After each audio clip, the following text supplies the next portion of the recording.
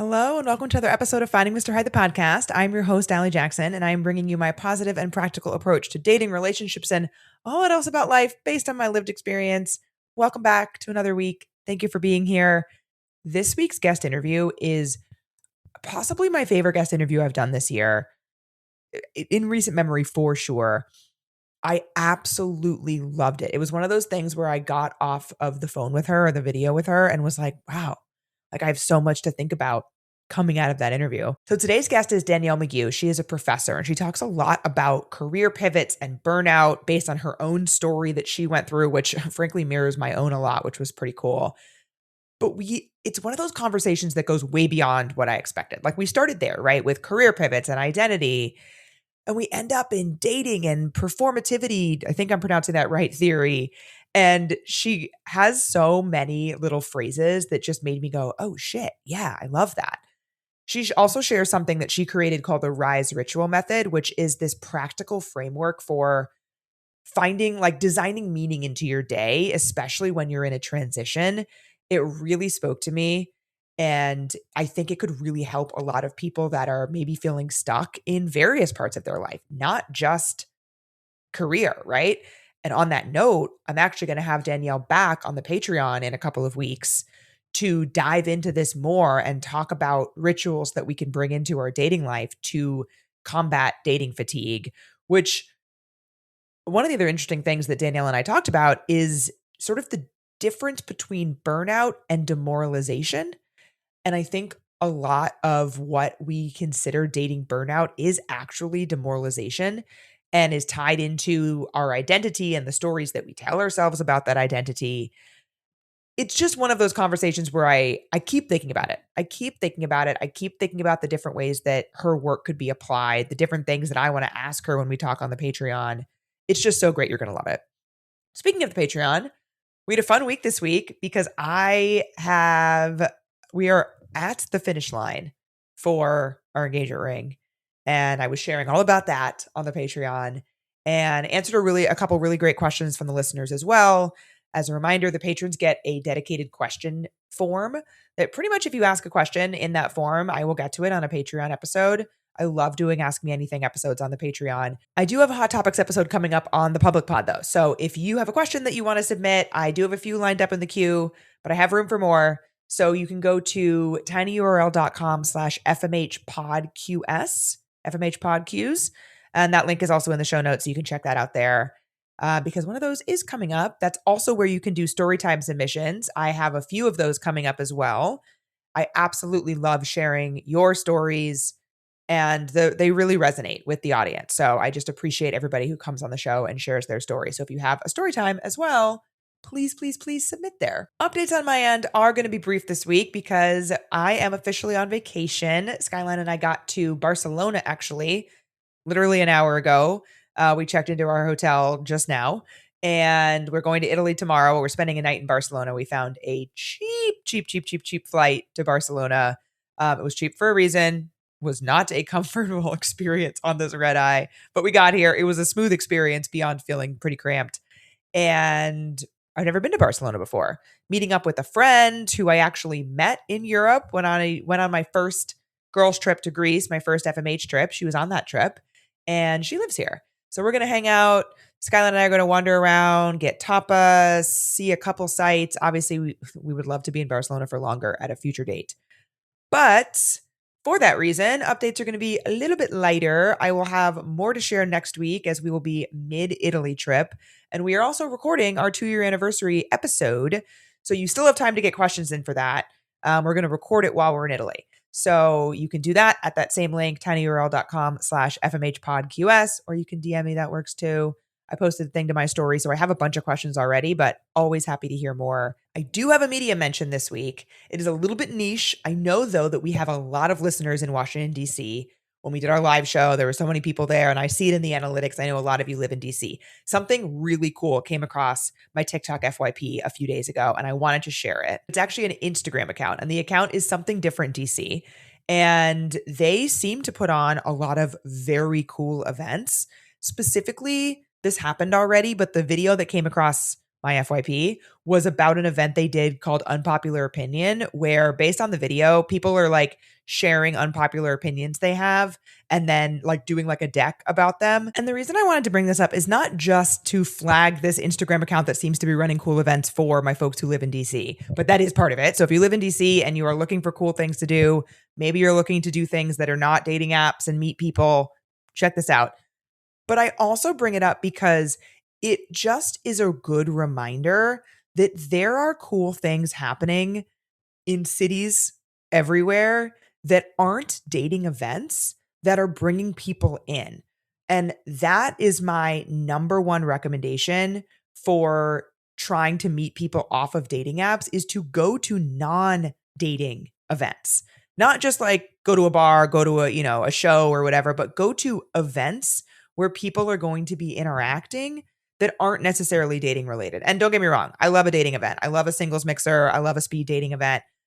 But I think the more organic types of events are, one, going to bring in a more balanced crowd because unfortunately, men just don't go to dating events at the rate that women do. I wish they did, but they don't.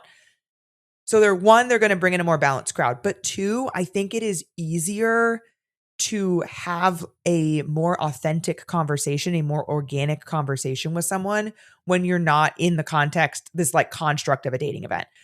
Obviously, when you're not at a dating event, there's the extra layer of, is this person single? And then are they interested in me? And both of those things are a little bit easier to gauge at structured dating events. So not going to say it's easier in that sense, but I just think it is such a valuable thing to do. And also you can just practice getting better at it. And we talk about that. One of the reasons that I wanted to talk about this week is because it relates to a lot of what Danielle and I were talking about in the interview that's coming up. We talk about how practicing something that you're currently bad at is so valuable.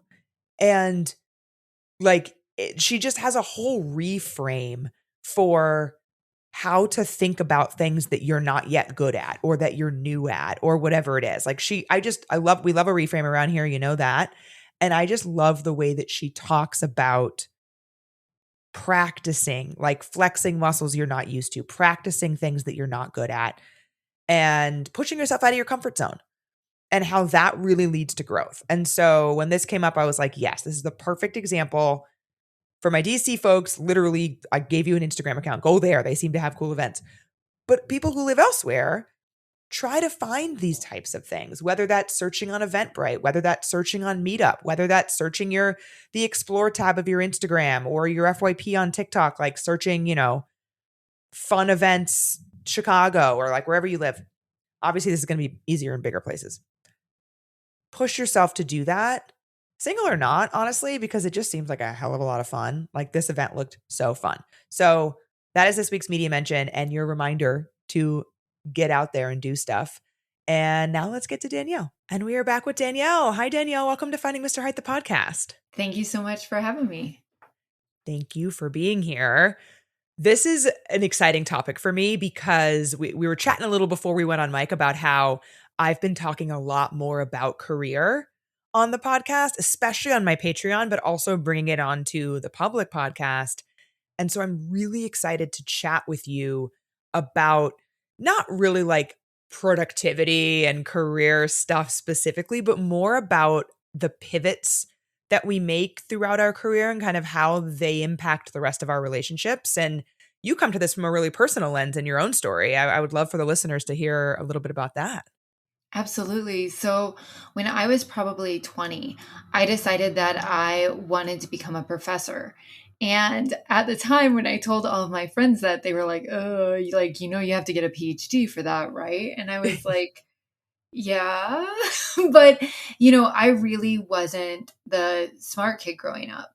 None of my report cards describe me as gifted. Almost all of my report cards describe me as unique. Adults are always describing me as unique, which, of course, is just a polite way of calling you weird. And I'm a very quirky human, and I still am.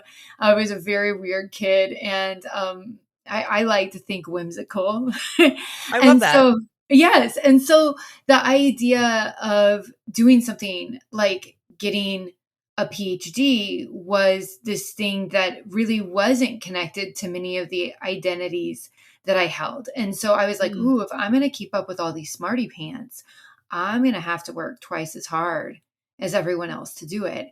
And so that's what I did, and I created all of the habits, work habits, life habits, study habits, like, you gotta have it, I wanna stack it, right? Yep. And and it worked. I got the PhD, I got the dream job, I published articles and wrote nerdy books, and I earned tenure. But when I got there, I felt hollow. Like I was Mm. flat. I was overwhelmed and exhausted and burnout.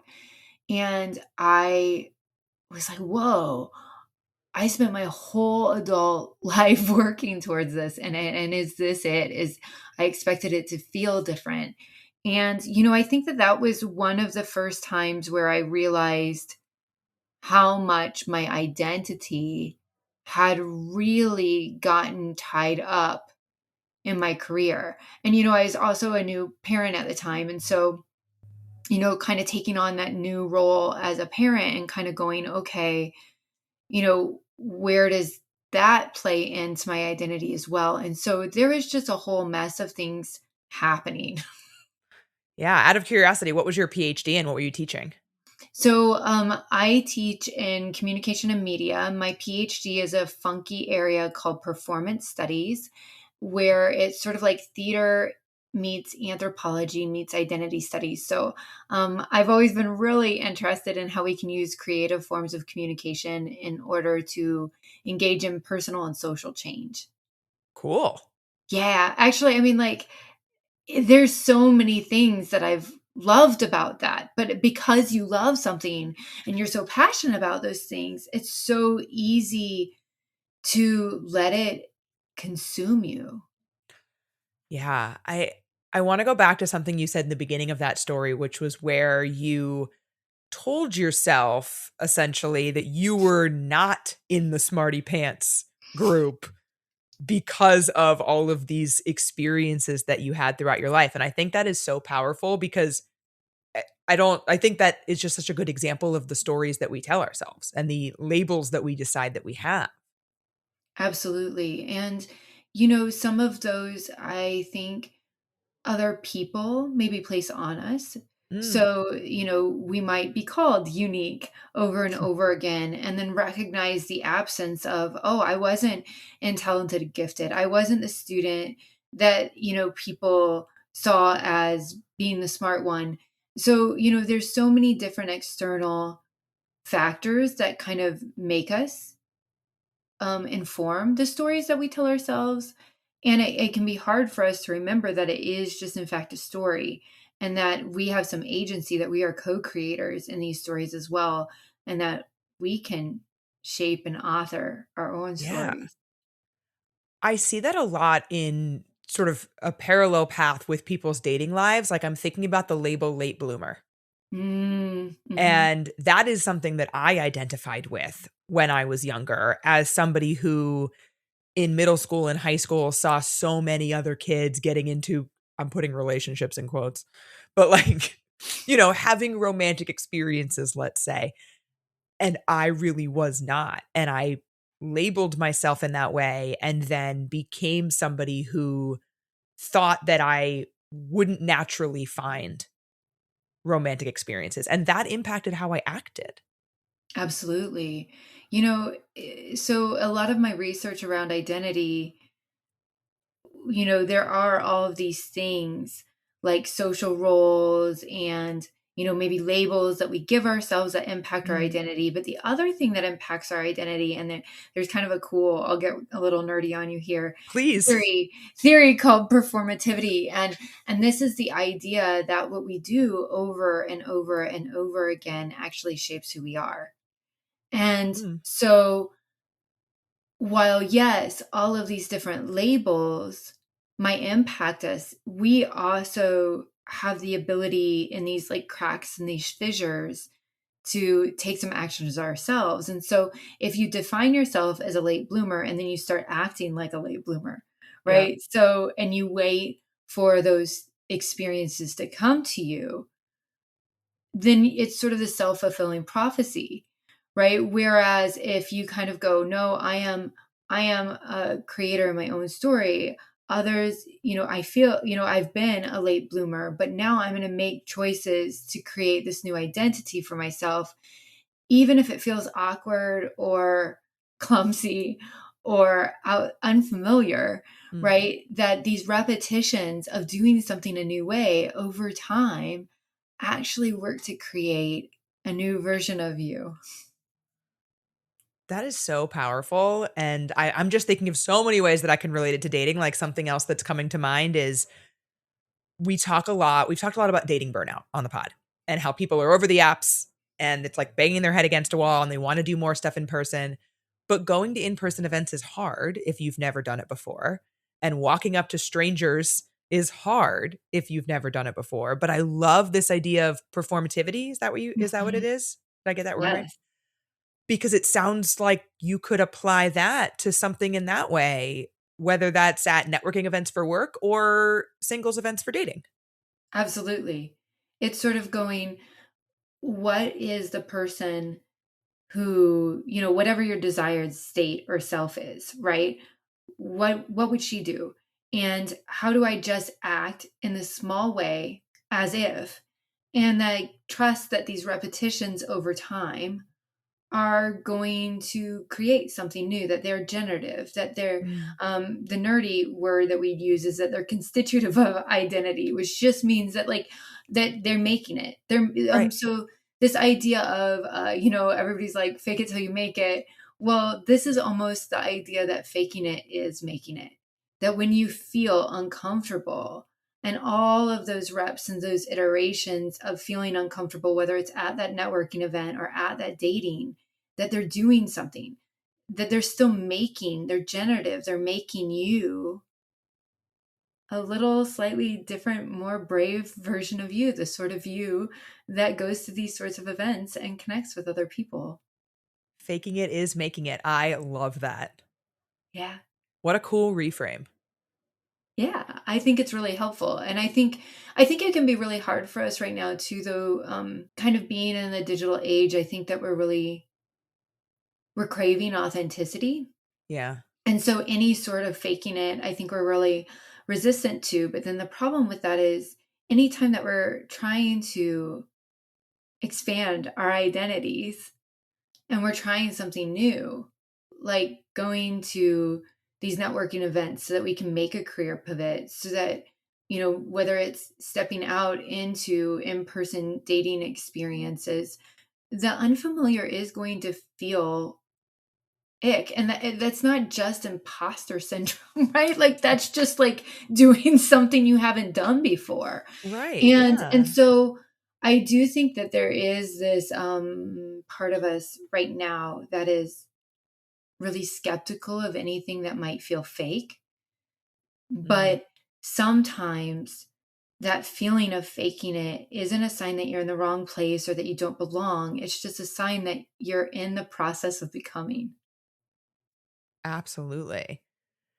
That's a really astute observation about kind of the tenor of the conversation, I think, in society right now and how important it's become, or at least to be perceived to be being authentic. Actually, I actually think the perception of being authentic seems to be more important than actually being authentic. Oh, yeah. Oh, yeah. I mean, it's sort of like, let's use AI, but then let's take out all the tells that I'm using AI, right? Yeah. Like, so I do think that, we are very obsessed with authenticity. And I think that part of that is because it is so hard to sift through what is real and what is not, Yeah. in our increasingly digital lives. But I also think that some of it is because many of us are craving interactions that feel real. We're craving work, careers that feel like the work that we're doing is meaningful and real and creating an actual impact, not just like a facade of the impact. And so I think that our desire for authenticity in our relationships also is about us feeling authentic ourselves and knowing ourselves and things like that too. Yeah, absolutely. So bringing that point to your pivot and your kind of realization that you felt, I think you used the word hollow and kind of, we're kind of looking around like, is this it? Are we here? Was that sort of a slow erosion or more of a sudden recognition for you? I think that it was a slow erosion that then becoming a parent kind of forced me into Mm, a place where I had to tend to it. yeah. So I do think for me it was pretty slow. I think it was a, 15-year process of just being really consumed with a goal that I cared about and I was passionate about. And actually, there's a lot of ways that it stretched and it grew me. But I also think that somewhere along the way, I got so into hmm, going after the things that it Mm. just became automated. Like it's almost like I over optimized myself to the point that I couldn't find myself in all of the optimization. And, it's that check, check, check sort of feeling. And so it was definitely slow, but then I do think that there were a few moments of I was dealing with postpartum anxiety. I had Mm. mastitis 9 times in 9 months. Oh Our gosh, I've heard that's house very painful. Oh my gosh, it was terrible. And then, like, our house flooded, we had a water main break, and there it was affecting my marriage. I just didn't feel like me at work at all. I didn't really know what I wanted next, and it kind of finally hit a point where it was like, "Friend, you either are going to have to do things differently, or we are gonna go down a path, and it's not gonna be fun or pretty." Right. Then what? Like, okay, Mhm. you have this realization, and I had a similar one. As the listeners know, I was in corporate until about a year and a half ago, and had a very, I would say, linear progression in my career. I was in one space. I still do it, but now in a consulting manner. I'm in corporate retail, and it's very linear. And I was this, and then I was this, and then I was this, and then I was this.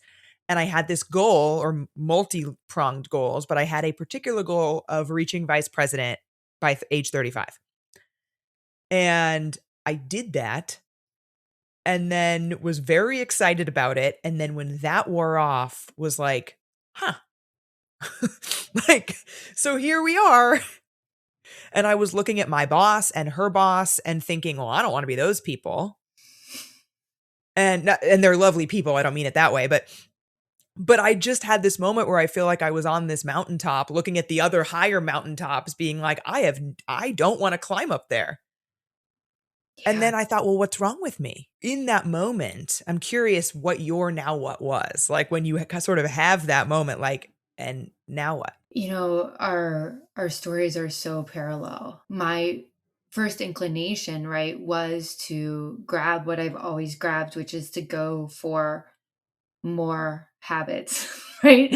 So, hey, we let's just habit our way out of this. And so my first thought was, well, I better create better productivity systems and Yeah, maybe I can just do more and that will get me somewhere. But I didn't really know where the somewhere was that I was going. And so right. I had gotten really into planning, like time management practices. I really love paper planners. There's something about pen to paper that just lights me up. I had a student give a presentation on decorative planning, which in a nutshell is you just like doodle or put stickers all over your planner. And this made me supremely happy. And so I started to put stickers all over my planner and got really into all sorts of productivity stuffs. And through that, though, something really fascinating happened. I realized that I wasn't really planning to be productive at some point, that it had shifted, that this was a way for me to learn about myself. that I would sit down Mm. with my planner and I'd be asking myself questions like, if an alien came down and grabbed my planner, what would they think my values were last week? You know? And it was like Incredible. so fun because I started to see my own patterns and Mm. behavior starting to surface, and I got really curious. It was like almost like planning became a way to collect data about myself, and I was like, "Ooh, I keep telling myself I'm gonna do that, but I'm not doing it. Yet I follow through on all of these other things, like what's going on there? I Yeah. wonder." And so for me, it just became a way to learn about myself. And I started to then get really into this idea of, well, what if I could use the planning to actually help me create my future self and not just manage my time? Yeah. And so then that I love we are leading very parallel stories. Like as you're I'm like, "Oh my god," like I'm hearing myself talk because something that I realized that I was doing in trying to get more productive is I call it tinkering, Oh, and yeah. my boyfriend does it too. We call ourselves Team Tinker. Um, but I was finding myself tinkering with the processes of my job in order to make them more productive in quotes, but really to avoid actually doing them. And Yeah. I was just focused in on the process of it. And so eventually what I realized is, wait, I really like creating process and tinkering. So Yeah. I should tinker for a living. And now that is what I do. I I love don't that. frame it that way to my clients, but I go into companies and I tinker for them. I love that. I love that. So and it's great. That is great. Well, it's so interesting that, like for me, I have had quite a journey. So I'm still a full-time professor, and I kind of had moved into some administrative roles, those kind of like the VP role. It's a role that on paper looks good. It pays a little Yep. bit more money. And I kept trying, I was moving from position to position, and I kept thinking, like, well, when am I going to land in the one that's right? And I think for me, along the way, I did realize that what I needed to do was create something that didn't already exist. Mm. And I was really fortunate that I have had a really great, like I have a great president at my university. I have really great administrators right now that have really supported me doing unconventional work as an Yeah. academic. But, it took a lot of bravery to one, learn that about myself, and then to ask for the things that I actually wanted and needed. And Absolutely. that was, scary too. Especially we're not in the best budget timeline for the university, right? Like Mm. for higher ed right now, things are tight, and I know a lot of other industries as well. And so, it took a lot of learning about myself and then be willing to ask. And I'm really in a place too where I am willing, if at any point the positions and the roles that I'm in don't allow me to keep growing the way that I need to grow as a human, then we're going to do something different. Yeah. That's a really powerful place to come from. Like coming from that place of knowing where rather than sort of operating out of fear in terms of if something changes, then the whole foundation's gone. Oh, and that's so it takes so much work to go, you know what? Whatever happens, I am solid enough that Mm. I'll be fine. And no matter which way the wind blows, I am exactly where I need to be. And that takes it takes work to get there. And even when you are there, I think that we think that we like arrive. I think that we arrive and then like we might have a few moments of like, oh, and then you know how to get steady again. Yeah. And then you steady and then like, oh, and then you get steady again. It's so true. That's a really good way to put it. And so In this sort of process of yours, you have something you call the RISE ritual method. Mhm. Could you explain that for the listeners? Yeah. So, what I had really realized is that while habits are really great for flossing, that if what we really need is create more meaning in our lives, we don't need to build better habits. We need to design better rituals. And luckily, rituals is something that I had learned in all of that studying and stuff that I'd done. And rituals, unlike habits, habits are designed to automate. Okay. So when you create habits, you have cues and you have triggers. And the idea is that if you get a habit down, you should actually quit thinking about it. Right. It should go on autopilot. And the problem with that is if we've been living on autopilot, if you've been living in a place where you're like, check, check, check, then you don't need more autopilot. What you need is meaning. And rituals, they're fascinating because they are actually designed to transition us from one state to the next. Mm. And they also require presence. So you have to pay attention. If you aren't paying attention, the ritual isn't, it's going to lose its soul. It's not going to have that meaning. And then finally, rituals actually create meaning. So they're designed to actually infuse your actions with meaning. And so I designed the Rise Ritual method, which I'll go through in a moment, but I designed the Rise Ritual method as a way to create meaning, especially in those moments where we're in transition, or how do we get in those desired states so that we can show up how we want to show up? That sounds especially powerful for somebody who's experiencing burnout or potentially experiencing that feeling of emptiness that you mentioned, which I think is a little different from burnout. Like Hmm. it feels different at least, I think. So this is really fascinating. I had a student give a presentation. Well, so she and I were having a conversation prior to her presentation, and we were like trying to figure out what she should do her presentation on. And she said to me, you know, she was 22. And she said, Danielle, I want to be a teacher, but I'm afraid that the structures and the systems are going to prevent me from making the difference that I know I'm capable of making. Very And I said, astute. woof. 22-year-old.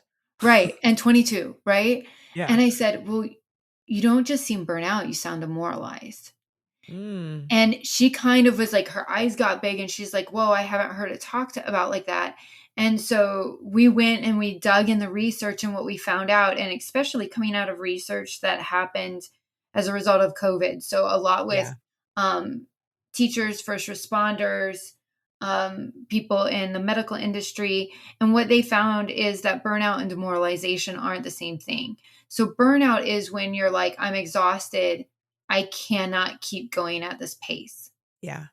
Demoralization is when you think, this isn't the work that I signed up for anymore. This And isn't the what's the work. Like, point? so what, right? Like, I'm doing all of this, but like, so what, you know? And I think I was both. To be clear, I think I was Yeah. both burnout and demoralized. But I do think that they need slightly different solutions. Yeah, and as you're defining those 2 things, I think the dating feeling that so many of us feel is closer to being demoralized than it is burned out. Absolutely. It's not just that you're exhausted. It's that you're like, well, I keep putting myself out on these apps, or I keep showing up and like, so what? Nothing happens. Like, does it even matter? Or if Yeah. everybody's, I don't know, skeezy, like what, who cares? Like, or Yeah. if everything's surface level, like what's it matter? And so it feels like anything that you do is pointless. Yeah. That's even naming it differently feels like an unlock, and it sounds like it did for your student too. Like, even before we've gotten to now what part, I think even just feeling connected to the words seems helpful. Absolutely. And it was a wild thing because I was kind of helping her through what she was describing and Yeah. helping her with her presentation. But I know that in that moment, I was like, oh, shoot, This is about me that's what I'm too. going through, you know? And like, so what do I do with that? And one of the things that I came to was well, what if I just start creating these rituals throughout my day to just start Mhm. connecting to me to the things that do make meaning? Or if I can't change the system, or the system's not going to change overnight, where are those cracks, those fissures that I do have some agency? Like, how do I at least show up the way that I want to so that I feel aligned and integrity, like in integrity with myself? Yeah. And so that's what I did. I created a bunch of rituals, and it's rituals are also one of those things that I will say, this is not a quick fix. You're not going to do them once and go, I am a changed human. It Mhm. it takes those repetitions of creating that new way of being, but over time those repetitions do create a new sense of self. Yeah. So, on that note, can you tell us about your RISE ritual method? Sure. So it is composed of 4 parts, and it stands for R, reflect. This is where we figure out, where have we been and where are we going. So this is, what is your current state and what is your desired state, and can you name that? So if it sometimes helps people when you're first thinking through this to think about a specific ritual that you could create. And for a lot of women in particular, I find, well, actually, this applies to men too, but I mostly work with women. Your end of the workday ritual is key. And Mhm. this is why, how many of you all, you leave work, but your brain is still at work, Oh, right? yeah. So, you're maybe answering emails, you're drafting an agenda for the next day, you're rehashing an argument with Ted, and you've been home, it's 9 p.m. and you've been home, but you haven't been at home. You haven't been there. Oh, I think especially applicable for people who work from home, where, like, you never left, like, and Right. that I'm talking to myself here because I go to my clients' offices sometimes, but mostly I'm at home, so that ritual of shifting from work to home is so important. Absolutely. I think it's even more key because you don't have the, like, go get in the car, drive, park in the Right. driveway, get out. You don't have, even if it's a small commute, you don't have that, like, break. And so having something that marks and says the end of my workday is done, here is me transitioning into my evening. So you want to reflect, what is your current state and what is your desired state? And then from there, you're going to intentionally plan. That's the I. And for this part, this is kind of the juicy part. This is how you design your shift. So you are thinking about, where am I going to do my ritual? When am I going to do my ritual? How do I know that it starts? How do I know that it's ended? And every decision that you make inside of that needs to move you closer to that desired state. Throughout this, if we're using let's use your, end of work day as an example to kind of, like, give the practical thing. So in the reflect part, you're thinking, "Okay, my current state is that my brain is in work mode all night when I'm trying to relax," right? I wanna get to a place where my brain turns off work mode and I get to be in relax mode. And then as you're intentionally planning, you're thinking about, like, "Okay, these are the things that I'm going to do." So maybe it's, I don't know, light a candle or and sit somewhere different. Like, is that Yes, does that you sound are right? on. Okay. So I'm going to give you an example. My client came to me and she said, Danielle, I am a busybody and I want to be relaxed, Rita. Right. And Okay. and so we created her an end of the workday ritual. And actually, so she's a school teacher, and we tried to do it in her classroom, but her colleagues were like, let's chit chat after work. And Mm. so it wasn't working. And then she tried to do it at home, but her kids were like, Mom, get me a snack. Mom, can I, go play with the neighbors? And so what we did is we actually created a little ritual box that she kept in her minivan. So Oh. she would pull into her garage in her minivan, and she would do 3 things. She would play a song, she would do some reflections, and then her faith was important to her. So she Mm. would write down a scripture, a Bible verse. And when that was done, she would turn off her car. That was the end of her ritual. And she would walk out of her van, and then she would walk in the door of her home as relaxed Rita. So Well, that's like a quick example. It doesn't have to be long. Candles are great, but if you aren't a candle person or if you're in your van and you can't light a candle there, right? You just need to make sure that all of the steps of your ritual actually lead you to that desired state. mm, I can give you a couple of other examples, yeah. and they can be long or they can be short. So my sister is a chaplain in a hospital, so she sits with people as they are dying. And Oh, as yes, I know. And as you can imagine, like, yeah, that can be really overwhelming. And when the emotions start to bubble up, when you start to feel them building, what she would do is she would reach down into her pocket. She kept a small stone there. She would squeeze the rock and she would imagine her emotions moving across her chest and down her arm and into that rock.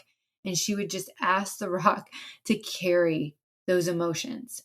And this takes a whole of 5-10 seconds. yeah. But the idea is that then she can be present. She can now be the sort of chaplain who can be full of courage and strength and presence for the people as they're going through one of the biggest transitions of their lives. Yeah. And so your ritual might be long and it might be short. I like to have different versions of it. So I have like my 1 minute, my 5 minute, and my cozy version of it. And like the important part is that all of the things that you include move you to that desired state. So like my morning ritual, I wake up and I have a brain that's just popping.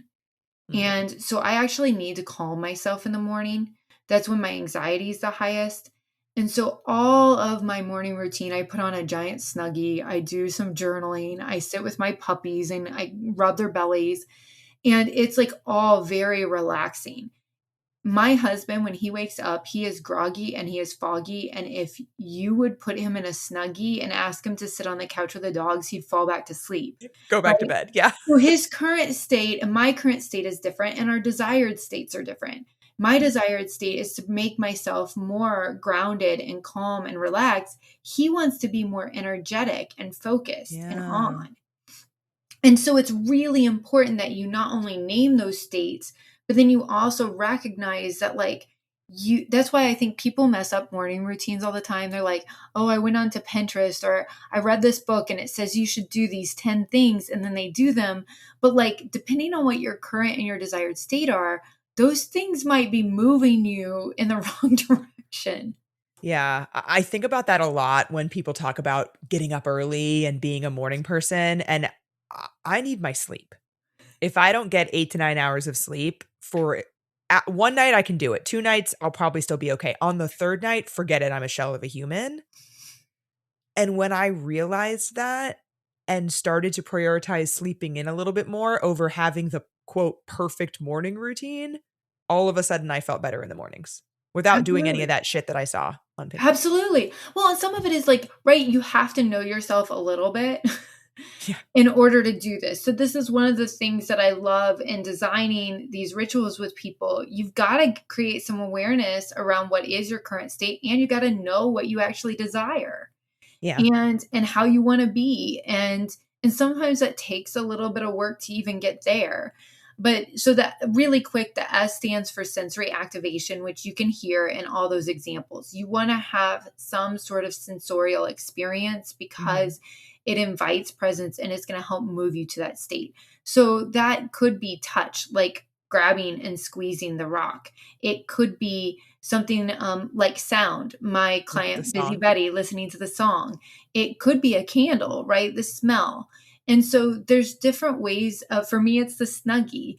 It's also, y'all, I'm such a pin snob and I have really sweet, juicy, toothy paper so that I really like the physical experience of my pen to paper during my journaling practice. Mm, And so recognize that how you activate your senses should also move you to that desired state. And then the E stands for embody the story. And so that's like my sister embodying this sort of chaplain who, and what that does is that the ritual gets you to the state. How are you going to live that state after the ritual is over? yeah. What if you don't know what your desired state is? You just know that you don't like the one you're in. Ooh, that's such a great question. I think that what you could try is to try on a few different things to kind Mm. of just really, at the end of the workday, for example, you might try, I want to feel really, really relaxed. And maybe you try that and then you find yourself just like laying around on the couch and you're like, actually, like that was a little too relaxed, right? Yeah. And then maybe you try on, I want to be energetic and and then that just feels exhausting. And maybe you need to find something. Maybe it is, I just want to be really present when I'm at home. And it's actually just turning off that busy brain. And there's all sorts of different ways that you might be able to live into presence. Um, and it might take some experimenting to figure out what are the activities that get you there. I also think that these are evolving, Yeah. right? That a lot of times you might create a ritual and it might work for a really long time. And then all of a sudden it's like lost its juice. It's lost, we always talk about empty rituals. And I always say that an empty ritual is basically a ritual that's been demoted into a routine. Mm. And that is when our actions no longer feel as infused with meaning as they once were. And sometimes that just might be a sign that you need to shake it up. Sometimes it might mean that you need a little bit of time to reconnect with why you were doing what you were doing. Um, Maybe you just need to slow down. I find that most of the time in our culture, it's just that we've gotten so busy Yeah. that we might just need to slow things down and maybe shift our posture towards what it is that we're doing. And so, don't be worried if you test out a few rituals and it takes a little while for you to wiggle your way into the right one. Or don't feel alarmed if after 3 months of doing something and it's been working perfectly, all of a sudden it's lost its spark. Yeah. You're a human. It's okay. I mean, it could mean you're getting even closer to where you want to be, right? If like maybe one ritual really served you to get from point A to point B, but now you want to get your eventual goal was point C, and maybe a different ritual is going to serve you in that journey. Heck yeah, that's a brilliant observation. That yeah, what got us there, maybe you've outgrown it. It's time to expand and you need a ritual to take you to that next level. Yeah, which when you put it that way, the you've outgrown it way, that's a good thing. Like that's growth and success. Absolutely. I love that. We love a reframe around here. You seem good at it. Yeah, I'm a professional reframer. I'm a tinkerer. A That's what tinker, I love. I love the word tinker. I do so much editing for students writing MA theses, and I Mm. will oftentimes say, "Oh, I tinkered a bit with your work," because to say that I edited your work or I covered it in red, I think there's something actually really playful about tinkering as a way of experimenting, and it's Yeah. a lot less threatening than I'm gonna come in and edit your business, Yeah, I'm slashing through. Yeah, exactly. And that's honestly like a this is a sidebar, but an approach that I take with my clients is like something I remember thinking when I was in-house in corporations. Anytime a consultant came in, it was like, "Oh, this idiot." Like they're, they're coming in to tell me I'm doing a horrible job and make me change all these things, and then they're just going to leave and they don't actually know anything about what I'm doing. And I don't want ever to be that person. Yeah. So I think a lot about those shifts in how I cannot approach it that way. Oh, yeah, and what a different, um, relationship to that work is if we're just gonna tinker with a few things. Yeah, It's cool. I love it. I'm gonna start leaning into that word more in my professional life. I use it in my personal life a lot. You should, I love Yeah. it. Like, literally, a couple hours before our recording, I texted my boyfriend because I had a tinkering win, which is where I had an urge to tinker with something that didn't need to be tinkered with and was not Mhm. urgent, and I stopped myself and finished the thing I was supposed to be doing without tinkering with it, and I was really proud. Way to go. Thank I you. also want your LinkedIn bio now to read like professional tinkerer. That is such a good idea. I'm on it. I'm on it. Um, Danielle, I've loved talking with you so, so much. And I always talk about how well career conversations connect to dating conversations. And I think this interview just really proved that out. So thank you for bringing this to the listeners. Well, it was a joy. And where can they find you and your work? So you can find me at plangoalplan.com. And if you are interested, I have a stuck assessment. So if you are feeling stuck in any way, what it will do is it will help you name your stuckness, and then it will give you a ritual, just something to start with that will help wiggle jiggle you out of that stuckness. And so you can check that out. You can find that at plangoalplan.com/stuck. Amazing. Well, thank you again. And to our listeners, I will talk to you next week.